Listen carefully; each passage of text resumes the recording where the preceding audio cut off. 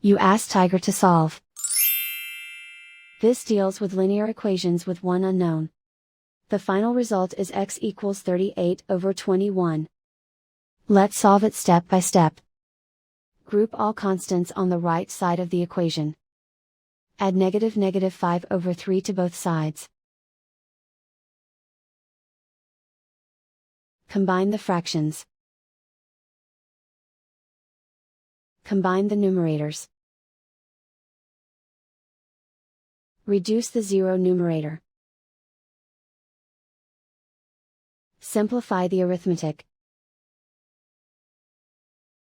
Convert the integer into a fraction.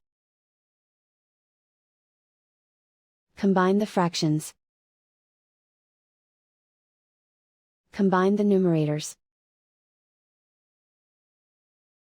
Isolate the x. Divide both sides by 7. Simplify the fraction. Simplify the arithmetic.